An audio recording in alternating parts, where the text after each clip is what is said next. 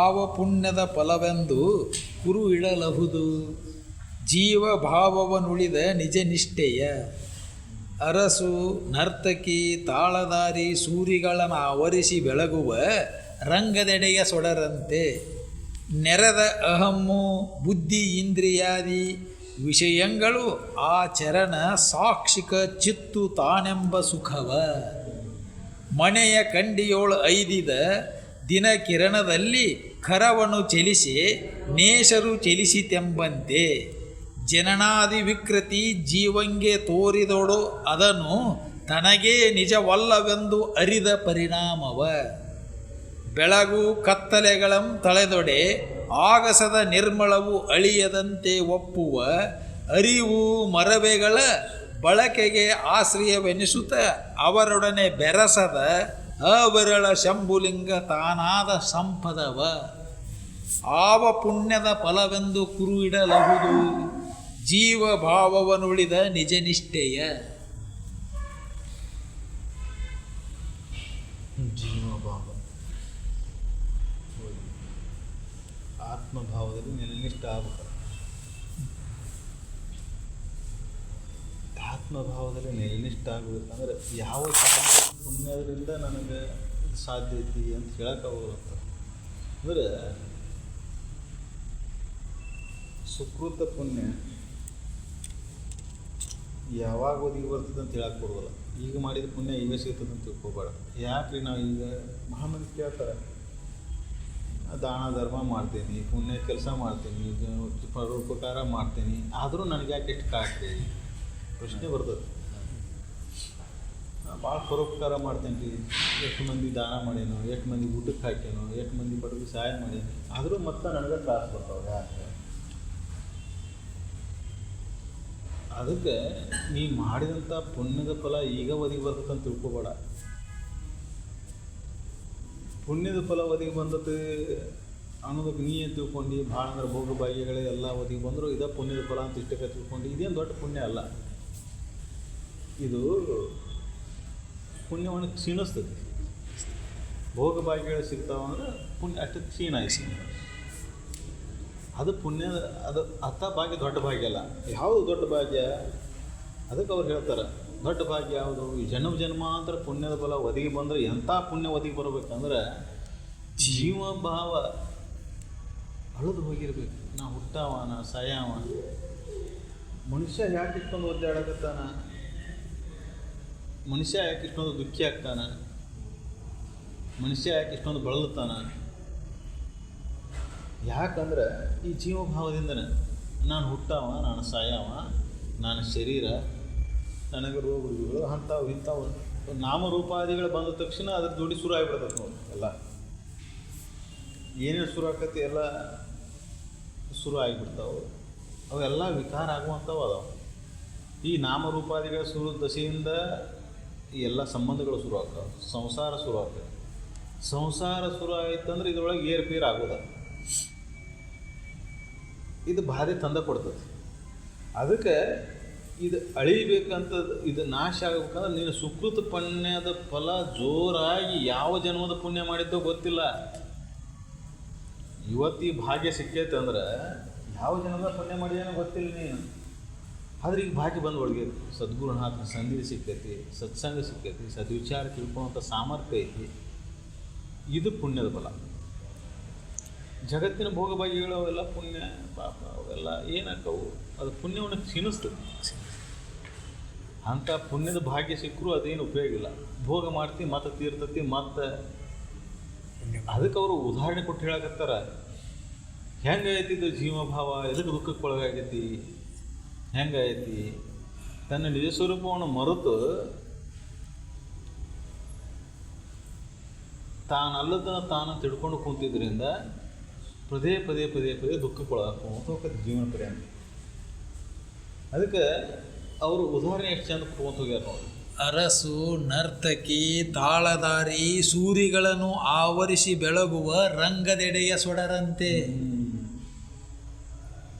ಎಲ್ಲ ಎಲ್ಲಿ ನಡೆದತಿ ಆಟ ಅದನ್ನು ಮರ್ತೇವೆ ನಾವು.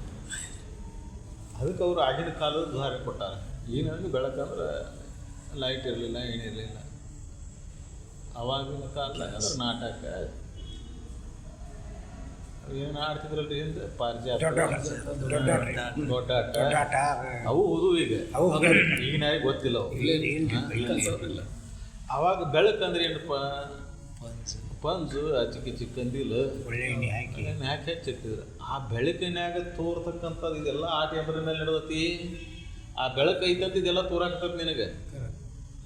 ಅದೆಲ್ಲ ಅಷ್ಟೆಲ್ಲ ಐತಿ ಅಂದ್ರು ಆ ಬೆಳಕು ಆಡ್ತಂದ್ರೆ ಏನು ಕಾಣ್ತದ? ಐತಿ, ಅದೆಲ್ಲ ಇಲ್ಲ ಇಲ್ಲನ ಐತಿ. ಹಂಗೆ ಈ ಜಗತ್ತನ್ನು ತೋರಾಕತ್ತದ ನಿನಗೆ.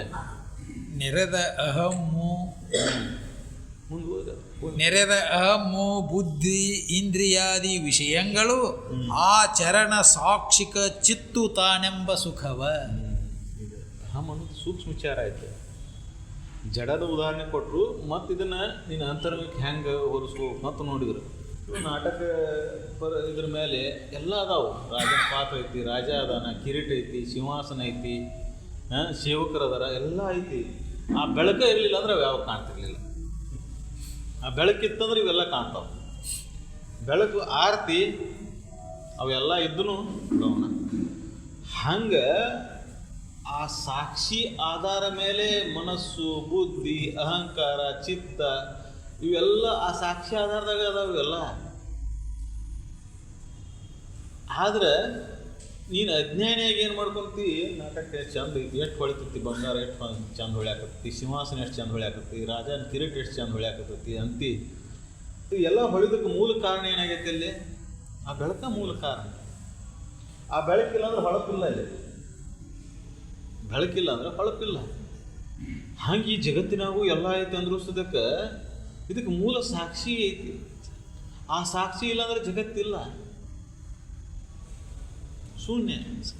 ಆ ಸಾಕ್ಷಿ ಆಧಾರ ಮೇಲೆ ನಡೆದತಿ. ಆ ಸಾಕ್ಷಿ ಇಲ್ಲ ಅಂದ್ರೆ ಸುಳ್ಳು. ಆ ಸಾಕ್ಷಿನ ಮರೆತು ನೀ ಏನು ಮಾಡಕತ್ತಿ?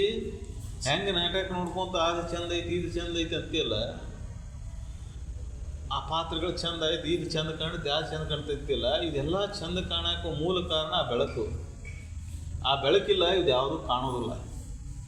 ಹಂಗೆ ಸಾಕ್ಷಿ ಒಂದು ಇಲ್ಲಲಿಲ್ಲ ಅಂದ್ರೆ ಈ ಮನಸ್ಸು, ಬುದ್ಧಿ, ಚಿತ್ತ, ಅಹಂಕಾರಾದಿಗಳಾದರೂ ಏನು ಮಾಡೋದು? ಇವೆಲ್ಲ ಇಂದ್ರಿಯಗಳಿಲ್ಲ, ವಿಷಯಗಳಿಲ್ಲ.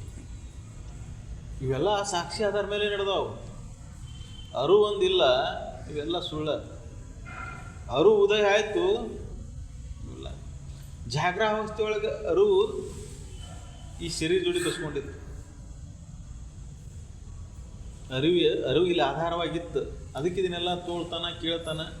ಶರೀರ ಇಷ್ಟೆಲ್ಲ ಕರ್ಮಗಳ ಚಟುವಟಿಕೆಗಳು ನಡೆದೈತಂದ್ರೂ ಇದಕ್ಕೆ ಆಧಾರವಾಗಿ ಅರಿವು ಐತಿ.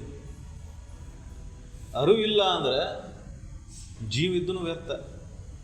ನಾವು ತಿಳ್ಕೊತೇವೆ ಜೀವ ಇದ್ರೆ ಎಲ್ಲ ನಡೀತೈತೆ ಅಂತೇಳಿ. ಜೀವ ಇದ್ರೂ ಅರಿವು ಇರಲಿಲ್ಲ ಅಂದ್ರೆ ವ್ಯರ್ಥ ಆಕೈತೆ. ಅದಕ್ಕೆ ಜೀವಕ್ಕೂ ಆಧಾರವಾಗಿರ್ತಕ್ಕಂಥದ್ದು ಯಾವುದು? ಅರಿವು. ಈ ಜೀವಾತ್ಮನಿಗೂ ಆಧಾರ ಯಾವುದು? ಅರಿವೇ. ಅದಕ್ಕೆ ಪರಮಾತ್ಮ ಅಂದ್ರೆ ಜೀವಾತ್ಮ ಅನ್ನಲಿಲ್ಲ. ಜೀವನಿಗೂ ಆಧಾರವಾಗಿರ್ತಕ್ಕಂಥದ್ದು ಪರಬ್ರಹ್ಮ ಸ್ವರೂಪ. ನಾವು ಜೀವಕ್ಕಷ್ಟೇ ಸೀಮಿತ ಕೊಟ್ಟೆವು. ಜೀವನದ ಹಿಂದೆ ಏನೈತಿ ಅಂತ ನೋಡುವ. ಅಲ್ಲಿ ಶರೀರ ಹೋಗ್ಬೇಕ ಸಮಯದಾಗ ನೋಡ್ರಿ, ಜೀವ ಇರ್ತೈತಿ, ಅರಿವಿಲ್ಲ ಅಂತ. ಸಾಮಾನ್ಯ ಭಾಷೆದಾಗ ಹೇಳ್ತಿರಲಿ, ಜೀವ ಐತಿ ಪಟ್ಟು ಕುಟುಕು ಅಂತೈತಿ, ಅರಿವೇ ಇಲ್ಲ. ಅರಿವಿಲ್ಲ ಅಂದ್ರೆ ಜೀವ ಇದ್ದು ವ್ಯರ್ಥ ಆಯ್ತು. ಅರಿವಿನ ಆಧಾರ ಮೇಲೆ ಎಲ್ಲ ನಡೆಯುತ್ತಂತ. ಅರಿವು ಇದ್ದಾಗ ಈ ಕಣ್ಣು ನೋಡ್ತತಿ, ಅರಿವು ಇದ್ದಾಗ ಈ ಕಿವಿ ಕೇಳ್ತತಿ. ಅರಿವಿಲ್ಲ ಅಂದ್ರೆ ಈ ಕಿವಿ ಇದ್ದು ಕೇಳೋದಿಲ್ಲ, ಕಣ್ಣಿದ್ದು ಕಾಣೋದಿಲ್ಲ. ಆದರೆ ಮನುಷ್ಯ ಜಡ ಶರೀರ ಭಾವಕ್ಕೊಳಗಾಗಿ, ಜಡ ಸಂಘಕ್ಕೊಳಗಾಗಿ ಈ ಸೂಕ್ಷ್ಮವನ್ನು ಮರೆತು ಬಿಟ್ಟಾನ. ಹೆಂಗೆ ಪರದೆಯಲ್ಲಿ ನಾಟಕ ನೋಡ್ಕೋತ ಆ ಬೆಳಕನ್ನು ಮರ್ತಾನ. ಬೆಳಕಿನ ಆಧಾರ ಮೇಲೆ ತೋರಾಕತ್ತದು, ಬೆಳಕೈತೆ ಅಂತ ಕಾಣಕತ್ತತಿ, ಅದ್ರ ಬೆಳಕನ್ನು ಮರ್ತಾನ. ಉಳ್ಕಿದ್ದನ್ನೆಲ್ಲವನ್ನೂ ವರ್ಣನೆ ಮಾಡ್ತಾನೆ, ಬೆಳಕನ್ನು ಮರ್ತು ಬಿಟ್ಟಾನ. ಎಲ್ಲವನ್ನೂ ವರ್ಣನೆ ಮಾಡ್ತಾನೆ. ಅದಷ್ಟು ಚಂದ ಐತಿ, ಇದಿಷ್ಟು ಚಂದ ಐತಿ, ಆ ಪಾತ್ರ ಚಂದ ಐತಿ, ಈ ಪಾತ್ರ ಚಂದ, ಎಲ್ಲ ಆಯ್ತು. ಬೆಳಕನ್ನು ಮರೆತು ಬಿಟ್ಟ, ಅಲ್ಲಿ ಗೌಣ ಆಯ್ತು. ಹಂಗೆ ಇಲ್ಲಿ ಎಲ್ಲದಕ್ಕೂ ಆಧಾರ ಆ ಅರಿವು ಐತಿ. ಆ ಅರಿವನ್ನು ಮರಿತೀನಿ ನೀನು ಅಂತ ಹೇಳ್ತಾವ. ಆದ್ರೆ ಅರಿವು ಎಮ್ಮೆ ಮರೆತಿಲ್ಲ. ಅದು ಅರಿವು ಯಾವಾಗಲೂ ಐತೆ ಐತಿ. ಬೆಳಕು ಒಂದು ಕ್ಷಣನೂ ಆರಿಲ್ಲ. ಅಲ್ಲಿ ಒಂದು ಕ್ಷಣ ಆರಿತ್ತಂದ್ರೆ ನಾಟಕ ಬಂದಾಗಿಬಿಡ್ತೈತಿ. ಒಂದು ಕ್ಷಣ ಬೆಳಕು ಆರಿಬಿಟ್ಟಿತ್ತು ಅಂದ್ರೆ ಎಲ್ಲ ಪಾತ್ರ ಅಲ್ಲೇ ಇದ್ದರೂ ಬಂದಾಯ್ತು ನನಗೆ. ಹಂಗೆ ಈ ಶರೀರದ ಒಂದು ಪಾತ್ರ ಅಷ್ಟೇ ಇದೆ. ಇದಕ್ಕೆ ಆಧಾರವಾಗಿ ಅರಿವು ಐತೆ ಐತಿ. ಅರಿವು ಇಲ್ಲದಾರದಂಥ ಸಮಯ ಇಲ್ಲ ಅನ್ನೋಂಗೆ ಇಲ್ಲ. ಅರಿವು ಯಾವಾಗಲೂ ಐತೆ. ಅದಕ್ಕೆ ಮತ್ತೊಂದು ಉದಾಹರಣೆ ಕೊಟ್ರಿ. ಈ ಉದಾಹರಣೆ ಅಷ್ಟೊಂದು ಸಮಸ್ಯೆ ಆಗಲಿಲ್ಲ. ಯಾಕೆ ಸಮಸ್ಯೆ ಆಗಲಿಲ್ಲ ಅಂದರೆ ಅರಿವು ಇಲ್ಲಿತ್ತು ಮತ್ತೊಂದು ಕಡೆಗೆ ಇಲ್ಲ ಅನ್ನೋ ಹಂಗಾಗತ್ತೆ. ಇಲ್ಲಿದ್ದ ಹೋಯ್ತಂದ್ರೆ ಎಲ್ಲಿ ಹೋಗ್ತಾರೋ ಅನ್ನೋದು ಹಂಗಿಲ್ಲ ಅದು ಉದಾಹರಣೆ. ಅದಕ್ಕೆ ಇನ್ನೊಂದು ಉದಾಹರಣೆ ಭಾಳ ಚಂದ ಕೊಡ್ತಾರೆ. ಮನೆಯ ಕಂಡಿಯೋಳು ಐದಿದ ದಿನ ಕಿರಣದಲ್ಲಿ ಕರವನು ಚಲಿಸಿ ನೇಸರು ಚಲಿಸಿತೆಂಬಂತೆ. ಅಜ್ಞಾನದ ಹೆಂಗೆ ಭಾಸಕತಿ. ಸೂರ್ಯನ ಕಿರಣ ಬೆಳಕಿನ ಕಿಂಡಿ ಹಾಯಿಸಿ ಈಗಿನ ಮನೆಗೆ ಬೆಳಕಿನ ಕಿಂಡಿ ಕಡಿಮೆ ಸ್ಲ್ಯಾಬ್ ಹಾಕಿಬಿಡ್ತಾರೆ. ಮೊದಲು ಬೆಳಕಿನ ಕಿಂಡಿ ಇರ್ತಿತ್ತು. ಬೆಳಕು ಬರ್ಬೇಕು ಆಚೆ ಕಿಚ್ಚಿ ಗಾಡಿ ಒಂದಕ್ಕೊಂದು ಗಾಡಿ ಎತ್ತಿದ್ದು ಮ್ಯಾಗ ಬೆಳಕಿನ ಕಿಂಡಿ ಬೆಳಕು ಕೆಟ್ಟೋತಿದ್ರು ಮ್ಯಾಗ ಕಿಂಡಿ ಅಂತ ಆಸೆ ಬರ್ಬೇಕು. ಆ ಬೆಳಕಿನ ಕಿಂಡಿಯ ಸೂರ್ಯನ ಕಿರಣ ಬಿದ್ದಾಗ ಕೈ ಆಡಿಸಿದರೆ ಕಿರಣನ ಒಯ್ದಾಡ್ತವನಪ್ಪ ಅನಿಸ್ತು. ಸೂರ್ಯನ ಕಿರಣ ಹಿಡಿದ್ನೇನ ಸೂರ್ಯನ ಕಿರಣ ನನ್ನ ಕೈಯಾಗ ಸಿಕ್ಕು ಅದನ್ನು ನನ್ನ ಕೈಯಾಗ ಹೊಯ್ದಾಡಿತು ಅಂತ ಭಾಸಕ್ಕೈತಿ. ಹಂಗೆ ಜಗತ್ತಿನೊಳಗೆ ಇದು ಒಂದು ಭಾಸ. ಜನನಾದಿ ವಿಕೃತಿ ಜೀವಂಗೆ ತೋರಿದೊಡೆ ಅದನ್ನು ತನಗೆ ನಿಜವಲ್ಲವೆಂದು ಅರಿದ ಪರಿಣಾಮವ. ಈ ಉದಾಹರಣೆ ಅದಕ್ಕೆ ಕೊಟ್ಟರು. ಇದು ಹೆಂಗೆ ಭಾಸ ಆಗ್ತಿ ಹಂಗೆ ನಿನ್ನ ನಿಜವನ್ನು ತಿಳಿದಿದ್ದೆ ಅಂದ್ರೆ ಈ ಭಾಸ ಹಾಕಿದ್ದಿಲ್ಲ. ಸೂರ್ಯನ ಕಿರಣ ಮೇಲಿಂದ ಬಂದಂತ ತಿಳಿದಿದ್ದೆ ಅಂದ್ರೆ ಭಾಸ ಹಾಕಿದ್ದಿಲ್ಲ. ಹಂಗೆ ನಿನ್ನೆ ನಿಜವನ್ನು ತಿಳಿದಿದ್ದರೆ ಈ ಶರೀರಕ್ಕೆ ಆಗ್ತಕ್ಕಂಥದ್ದು ಎಲ್ಲ ಬದಲಾವಣೆಗಳಿದಾವಲ್ಲ, ವಿಕಾರಗಳದಾವಲ್ಲ, ನನಗಾಗ್ಯಾವಂತ ಭಾಸ ಹಾಕಿದ್ದಿಲ್ಲ ನಿನಗೆ. ಈಗೇನಾಗತ್ತೈತಿ, ಈ ಶರೀರಕ್ಕೆ ಏನಾದರೂ ಪಟ್ನೆ ಏನು ಬರ್ತೈತಿ ನೆನಪು ನನಗೆ ಆಚೆ ಅನಿಸ್ತದೆ. ಶರೀರಕ್ಕೆ ಆಗ್ತೈತಿ. ಶರೀರದೊಳಗೆ ಮತ್ತು ಅದಕ್ಕೆ ಎಲ್ಲ ಇಂದ್ರಿಯಗಳಿಗೂ ಎಲ್ಲ ಅವಯವಗಳು ಒಂದು ಹೆಸರು ಅದಾವೆ. ಕೈಗಾಯ್ತು, ಕಾಲಿಗಾಯ್ತು, ತಲೆಗಾಯ್ತು, ಸೂಕ್ಷ್ಮಕ್ಕದಾವು, ಜಡಕ್ಕೂ ಅದಾವೆ. ಇವೆಲ್ಲಕ್ಕೂ ಆಗೈತೆ ಅಂತಾನೆ. ಇವನ್ನೆಲ್ಲ ಸೇರಿಸಿ ಮತ್ತು ನನಗೆ ಆಗೈತೆ ಅಂತಾನೆ. ಯಾಕಂದ್ರೆ ಇದನ್ನೆಲ್ಲ ಸೇರಿ ಸ್ಥಾನ ಅಂತ ತಿಳ್ಕೊಂಡು ಕುಂತಾನೆ. ಆದರೆ ಇದು ಹಿಂಗಿಲ್ಲ. ಇದು ಯಾವುದೂ ನೀನಲ್ಲ. ಆ ಸತ್ಯವನ್ನು ತಿಳಿದಿದ್ದೆ ಅಂದರೆ ಇದು ನಿನಗೆ ಆಗೈತೆ ಅಂತ ಅನಿಸ್ತಿದ್ದಿಲ್ಲ. ಹೆಂಗೆ ಸೂರ್ಯನ ಕಿರಣ ಅಗಾಡ್ತಾವ ಅಂತ ಅನ್ನಿಸ್ತಲ್ಲ ನಿನಗೆ, ಅದನ್ನು ಹಿಡಿದ್ರೆ ಹೇಳೋದನ್ನ ಹಂಗೆ ಅಜ್ಞಾನದೊಳಗೆ ಹಂಗೆ ಅನ್ಸಕತ್ತೈತೆ ನಿನಗೆ. ಹಂಗೆ ಇದನ್ನು ಸತ್ಯವನ್ನು ತಿಳಿದಿದ್ದೆ ಅಂದ್ರೆ ಅದು ಅಸತ್ಯ ಅನ್ನೋದು ಗೊತ್ತಾಕಿತ್ತು. ನನಗೇನಾಗಿಲ್ಲ ಅಂತ ಭಾಸಕ್ಕಿತ್ತು. ಈಗ ಯಾಕೆ ಆಗೋಲ್ಲ ಜೀವಾತ್ಮನಿಗೆ ಅಂದರೆ ಜೀವನ ಪರ್ಯಂತ ಪೂರ್ತಿ ಈ ಶರೀರ ಭಾವನ ಅನ್ಕೊಂಡು ಕೂತಿರ್ತಾನೆ. ಇದು ನಾನು, ಇದು ನಂದು, ನಾನು ಹುಟ್ಟಿದವ, ನಾನು ಸಾಯವ ಅಂಥೇಳಿ ಈ ಬಂಧನಕ್ಕೆ ಒಳಗಾಗ್ಯಾನ. ಇದ ಬಂಧನ. ಈ ಅಜ್ಞಾನದ ಉಂಟಾದಂಥ ಈ ಬಂಧನ ಐತಲ್ಲ, ಇದ ದುಃಖಕ್ಕೆ ಕಾರಣ. ಸಕಲ ದುಃಖಕ್ಕೂ ಮೂಲ ಕಾರಣ ಈ ಜ್ಞಾನ. ನಾವೇನು ತಿಳ್ಕೊಂತೇವೆ? ದುಃಖಕ್ಕೆ ಮೂಲ ಕಾರಣ ಈ ಶರೀರ, ದುಃಖಕ್ಕೆ ಮೂಲ ಕಾರಣ ಈ ಜಗತ್ತು, ದುಃಖಕ್ಕೆ ಮೂಲ ಕಾರಣ ವಿಷಯಗಳೇನು ಮಾಡಿಲ್ಲ, ಶರೀರನೂ ಏನು ಮಾಡಿಲ್ಲ. ಅಜ್ಞಾನ ವಶಾತ್ ಇದನ್ನು ನಾನಂತ ಸುಣ್ಣ ಕುಂತೀನಿ. ಶರೀರ ವಿಕಾರ ಆಗೋದು, ವಿಷಯಗಳು ಬರೋದು ಹೋಗೋದು, ಇದು ಸಹಜ ಪ್ರಕ್ರಿಯೆ ಆದವ್ರದ್ದು. ನೀನು ಹಿಡ್ಕೊಂಡು ಕುಂತಿದ್ದೆ ನಾನು ಅಂತೇಳಿ, ಅಥವಾ ಇದು ನಂದು ಅಂತ ಹಿಡ್ಕೊಂಡು ಕುಂತಿ. ಇವು ನಾನು ನಂದು ಅಂತ ಹಿಡ್ಕೊಂಡು ಕೂತಿದ್ವಿ, ಎಲ್ಲ ವಿಕಾರ ಆಗ್ತಾವು. ಅದನ್ನು ಎಚ್ಚರಿಕೆಯಿಂದ ಮೊದಲು ತಿಳ್ಕೊ. ಅದಕ್ಕೆ ಇದು ಉದಾಹರಣೆ ಕೊಟ್ಟರು. ಇನ್ನೊಂದು ಮುಂದಿನ ಉದಾಹರಣೆ ಕೊಡ್ತಾರೆ. ಮುಂದಿನ ಉದಾಹರಣೆ ಬೈಲಿ ಕೊಡ್ತಾರೆ. ಬೆಳಗು ಕತ್ತಲೆಗಳಂ ತಳೆದೊಡೆ ಆಗಸದ ನಿರ್ಮಳವು ಅಳಿಯದಂತೆ ಒಪ್ಪುವ ಅರಿವು ಮರವೆಗಳ ಬಳಕೆಗೆ ಆಶ್ರಯವೆನಿಸುತ್ತ ಅವರೊಡನೆ ಬೆರಸದ ಅವಿರಳ ಶಂಭುಲಿಂಗ ತಾನಾದ ಸಂಪದವ. ಇದು ಕಟ್ಟು ಕಡೆದು. ಮೊದಲನೇ ಉದಾಹರಣೆ ಜಡ ಶರೀರಕ್ಕಾಯ್ತು, ಎರಡನೇದು ಅಜ್ಞಾನಕ್ಕಾಯ್ತು. ಜಡ ಶರೀರ ಭಾವ ಬೀಗಿ ಸೂಕ್ಷ್ಮ ಅರಿವು ಈತನ ತಿಳ್ಕೊ ಅಂತ ಹೇಳಿದರು. ಅಜ್ಞಾನದಿಂದ ಉಂಟಾಗೈತಿ, ಇದು ತೋರುದು ಅಡಬೋದು ನೀ ಹಿಡ್ಕೊಂಡು ಕುಂತಿ, ತೋರು ಅಡಬೋದು ನೀನಲ್ಲ, ಸಾಕ್ಷಿ ನೀನ ತಿಳ್ಕೊ ಅಂದರು. ಮೂರನೇದು ಆ ಅರಿವು ಅಂತ ನೀ ಹಿಡ್ಕೊಂಡು ಕುಂತಿಯಲ್ಲ, ಅದು ಮಿಥ್ಯಾ ಜ್ಞಾತೃ ಅಂತಾರೆ. ಸತ್ಯ ಜ್ಞಾತೃ ಮಿಥ್ಯಜ್ಞಾತೃ. ಅಜ್ಞಾನ ವಸಾತ್ ಸದ್ಬುದ್ಧಿ ಜೋರಾದಾಗ ಬುದ್ಧಿನ ನಾಣನಂತ ಭಾಸಕತ್ತೆ. ತಿಳಿಯವನ ನಾಣ ಅನ್ಕೊಳ್ಳಿ, ತಿಳಿದು ಯಾವುದೋ ಒಂದು ಪ್ರಶ್ನೆ ಬರ್ತದೆ. ಬುದ್ಧಿ ಅಂತ ಪ್ರಶ್ನೆ ಉತ್ತರ ಬರ್ತದೆ. ಆ ಬುದ್ಧಿನೂ ನೀನಲ್ಲ. ಆ ಬುದ್ಧಿಯನ್ನು ತಿಳಿಯೊಬ್ಬ ಬೇರೆ ಅದಾನ. ಸೂಕ್ಷ್ಮ ಬುದ್ಧಿಯನ್ನು ತಿಳಿಯೊಬ್ಬ ಬೇರೆ ಅದಾನೆ. ಅದು ತಿಳಿತಾನ ಅಂದ್ರೆ ಬುದ್ಧಿಯನ್ನು ಏನು ಕೆಲಸ ಮಾಡ್ತಾನವ? ಬುದ್ಧಿ ಹಂಗಿಲ್ಲ, ಸಾಕ್ಷಿ ಸ್ವರೂಪ ಅಷ್ಟದ ನಾವು. ಬುದ್ಧಿ ಒಳಗೆ ಲೆಕ್ಕಾಚಾರ ಐತಿ,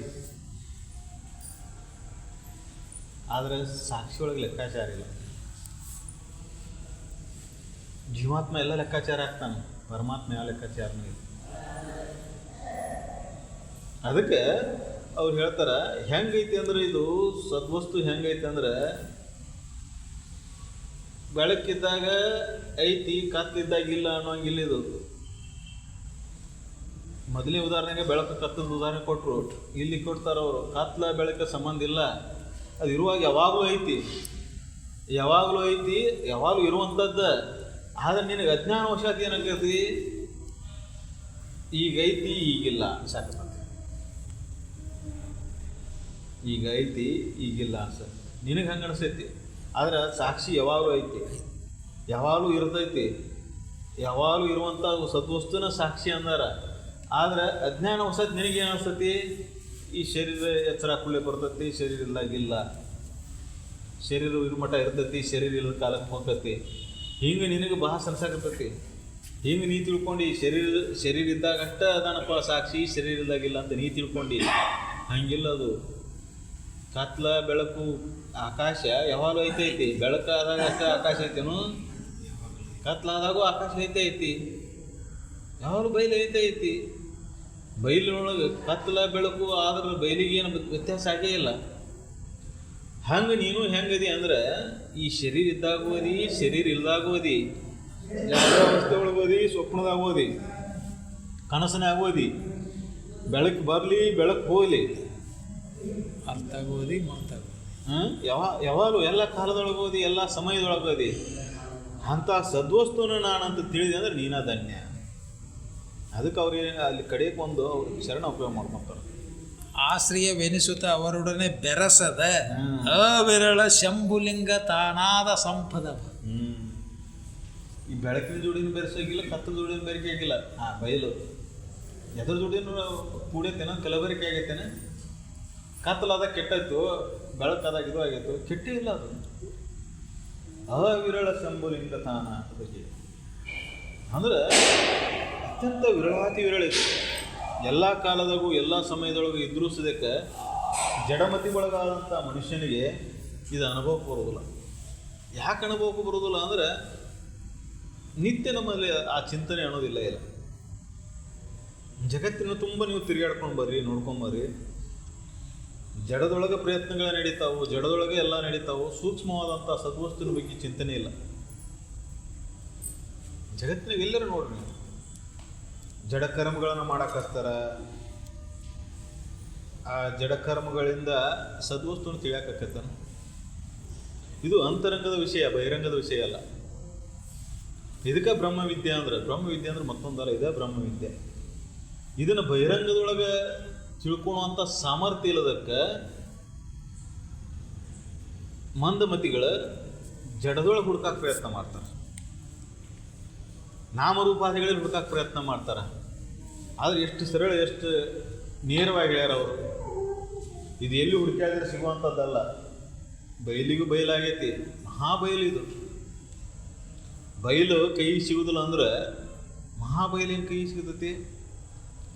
ಬಯಲೇನು ತೊಯ್ದೈತೆ, ಮಳೆ ಆದ್ರೆ ಬಯಲು ತೊಯ್ತೆ, ಗುಡುಗು ಸಿಡಲಿಗೆ ಸುಟ್ಟತೆ. ಬಯಲಿಗೆ ಏನಾಗೈತೆ ಹೇಳು? ನಕ್ಷತ್ರಗಳು ತೋರ್ತಾವು, ನಕ್ಷತ್ರಗಳು ಅಡಗ್ತಾವು. ಆ ಬಯಲು ಏನಾದ್ರು ಆಗೈತನ? ಮೋಡಗಳು ಚಲಿಸ್ತಾವು, ಮೋಡಗಳು ಇಲ್ದಂಗೆ ಆಗ್ತಾವು. ಆದರೆ ಬಯಲಿನೊಳಗೆ ಇಷ್ಟೆಲ್ಲ ಆಟ ನಡೆದ್ರು ಬಯಲಿಗೆ ಏನೂ ಆಗಿಲ್ಲ. ಹಂಗೆ ಸಾಕ್ಷಿ ಸ್ವರೂಪನಾದ ಅರಿವು ಆತ್ಮನ ಆಧಾರ ಮೇಲೆ ಇಷ್ಟೆಲ್ಲ ಜಗತ್ತು ನಡೆದರೂ ಸದ್ಯಕ್ಕೆ ಅದಕ್ಕೆ ಪರಬ್ರಹ್ಮ ಅಂದರು, ಪರಮಾತ್ಮ ಅಂದರು, ದೇವರು ಅಂದರು, ಮತ್ತೊಂದು ಹೆಸರಿಟ್ಟು ಕರೆದರು. ಅನೇಕ ಧರ್ಮಗಳಲ್ಲಿ ಅನೇಕ ಬಗೆಯಾಗಿ ಹೆಸರಿಟ್ಟು ಕರೆದಾರ. ನಾಮರೂಪಾದಿಗಳನ್ನು ಮನುಷ್ಯ ಮಾಡ್ಕೊಂಡಿರು ಅವರವ್ರ ಧರ್ಮದಾಗ. ಈ ನಿನ್ನ ದೇವರು ಇನ್ನೊಂದು ಖಂಡದವರಿಗಿಲ್ಲ. ಆಫ್ರಿಕಾ ಖಂಡದವರಿಗೆ ನಿನ್ನ ದೇವರು ಅದಾವನು? ಅಮೇರಿಕಾ ಖಂಡದವರಿಗೆ ಇಲ್ಲ. ಆದರೆ ಸದ್ವಸ್ತು ಮಾತ್ರ ಎಲ್ಲರಿಗೂ ಒಂದೈತಿ. ಅರಿವು ಸಾಕ್ಷಿ ಅನ್ನುವಂಥ ಸದ್ವಸ್ತು ಎಲ್ಲರಿಗೂ ಒಂದ. ಅವರ ಅರಿವು, ನಿನ್ನ ಅರಿವು, ಜಗದಲ್ಲಿ ಎಲ್ಲಿ ಹೋದರೂ ಅರಿವು ಅನ್ನೋದು ಬದಲಾವಣೆ ಇಲ್ಲ. ಬದಲಾಗುವಂಥ ವಸ್ತು ಅಲ್ಲ ಅದು. ಅದಕ್ಕಿಂತ ಶ್ರೇಷ್ಠವಾದದ್ದು ಅಂತ ಹೇಳ್ತಾರೆ. ಬದಲಾಗುವ ವಸ್ತು ಅದು ನಾಶ ಆಗೈತಿ ಇರ್ತದೆ. ಆಗದೆ ಉಳಿಯುವಂಥ ವಸ್ತು ಅಂದ್ರೆ ಅದು ಸದ್ವಸ್ತು. ಆಕಾಶ ಎಂದೂ ಬದಲಾವಣೆ ಆಗಿಲ್ಲ. ನಾವು ಹೇಳ್ತೇವೆ ಮೋಡ ಬಂತು, ಮೋಡ ಹೋಯ್ತು, ಮೋಡ ಆಗೈತಿ, ಮೋಡಕ್ಕೆ ಹೋದೈತಿ ಅಂತ ನಾವು ಭಾಸಕತ್ತೀವಿ. ಆದ್ರೆ ಆಕಾಶಕ್ಕೆ ಏನಾಗೈತಿ? ಮೋಡ ಇದ್ದಾಗೂ ಆಕಾಶ ಐತಿ, ಮೋಡ ಕರಗಿದಾಗ ಆಕಾಶ ಐತಿ, ಸುರಿಗಾಳಿ ಎದ್ದು ಸುಂಟ್ರಗಾಳಿ ಎದ್ದರೂ ಆಕಾಶಕ್ಕೆ ಏನಾಗೈತಿ? ಸಿಡಿಲು ಬಡಿದ್ರೆ ಆಕಾಶಕ್ಕೆ ಏನಾರ ಆಗೈತೆ? ಬೋರ್ ಕರಿವೆ ಮಳೆ ಸುರಿದ್ರೇನು ಆಕಾಶಕ್ಕೆ ಏನಾರ ಆಗೈತೇನೆ? ಇವು ಯಾವ ಪಂಚವಾಯುಭೂತಗಳಿಲ್ಲದಂಥ ಒಂದು ಭೂತ, ಇವು 4 ಭೂತಗಳು ಅದನ್ನು ಏನು ಮಾಡೋಕ್ಕಾಗೋದಿಲ್ಲ. ಇವು 4 ಭೂತೂ ಆ ಬಯಲೊಳಗೆ ತೋರ್ಯಾವ, ಆಕಾಶದೊಳಗೆ ತೋರ್ಯಾವ. ಆಕಾಶಕ್ಕೂ ಬಯಲಿಗೆ ಬಯಲಾಗಿರ್ತಕ್ಕಂಥ ಆ ಪರಬ್ರಹ್ಮ. ಆ ಪರಬ್ರಹ್ಮ ಹೆಂಗದಾನ ಅಂದ್ರೆ ಬಯಲಿಗೂ ಬಯಲು, ಎಲ್ಲ ಬಯಲು ಅವನೊಳಗೆ ಹುಟ್ಟಿದ್ದು. ಬ್ರಹ್ಮ ಅಂತಂದು ಕೇಳಿದ್ರೆ ಸೃಷ್ಟಿಕರ್ತ, ಎಲ್ಲ ಸೃಷ್ಟಿ ಅವನೊಳಗೆ ಹುಟ್ಟಿದ್ದು. ಈ ಜಗತ್ತು ತೋರಾಣ ತೋರಿಕೆಲ್ಲ ಅವನೊಳಗೆ ಹುಟ್ಟಿದ್ದು, ಅವನೊಳಗೆ ತೋರ್ತತಿ ಮತ್ತು ಅವನೊಳಗೆ ಲಯ ಆಗತ್ತೆ. ಸೃಷ್ಟಿಕರ್ತನು ನೀನು, ಲಯಕರ್ತನು ನೀನು, ಇದನ್ನು ನೋಡೋ ಅವನು ನೀನು. 3 ನಿನ್ನೊಳಗೆ, 3 ಅವಸ್ಥೆಯೊಳಗೆ ಇದು ದಿನ ನಡೀತೈತಿ. ನಿನ್ನೊಳಗೆ ಇದು ದಿನ ನಡೀತೈತಿ. ಜಾಗರ ಅವಸ್ಥೆ ಬಂದ ಕೂಡಲೇ ಈ ಶರೀರ ನಾನಂತಿ, ಜಗತ್ತು ಸತ್ಯ ಅಂತಿ, ಇದು ನಾನು ನಂದು ಅಂತ ಬಡದಾಡ್ತಿಲ್ಲ. ಎದ್ದು ಕೂಡಲೇ ಶುರು ಆಗ್ತದೆ. ಬಿದ್ದಾಗ ಏನಿಲ್ಲ, ಎಲ್ಲಿ ಬಿದ್ದಿರ್ತೈತಿ, ಹೆಂಗೆ ಬಿದ್ದಿರ್ತೈತಿ. ಎದ್ದು ಕೂಡಲೇ ಶುರು ಆಯ್ತು ನಾ ಅಂತ ನೆನಪಾಯ್ತು, ಶುರು ಆಯ್ತೆ ನಾವು ಊರು ಗೌಡ್ರಿ ನನ್ನಂಗೆ ಯಾವ ಒಳಗೆ ಶುರು ಆಯ್ತಲ್ಲ. ಬಿದ್ದಾಗ ಏನಿಲ್ಲ, ಮತ್ತು ಎತ್ತಿ ಶುರು ಆಯ್ತು. ಈ ಜಗತ್ತಿನ ಜ್ಞಾನ ಬಂತಿ, ದೊಡ್ಡವ ಸಣ್ಣವ, ನಾನು ಅಲ್ಲೇ ನೀನು ಇಲ್ಲೇ, ಭೇದ ಭಾವ ಶುರು ಆಗಿಬಿಡ್ತದೆ. ಇದು ಒಂದು ಅವಸ್ಥೆ ಒಳಗೆ ಇಷ್ಟು ಮಜಾ ಐತಿದು. 3 ಅವಸ್ಥೆಗಳನ್ನು ವಿಚಾರ ಮಾಡಿ ನೋಡು, ಅವಾಗ ಸತ್ಯದ ಬರ್ತಕ್ಕಂಥ. ಅದಕ್ಕೆ ಈ ಸೂಕ್ಷ್ಮವಾದ ವಿಚಾರನ ತಿಳಿಬೇಕಂದ್ರೆ ಸದಾ ಚಿಂತನೆ ಬೇಕು, ಅವಾಗಿದು ಸಾಧ್ಯ ಐತಿ. ಅದಕ್ಕೆ ಸತ್ಸಂಗ ಭಾಳ ಮುಖ್ಯ. ಸಕಲ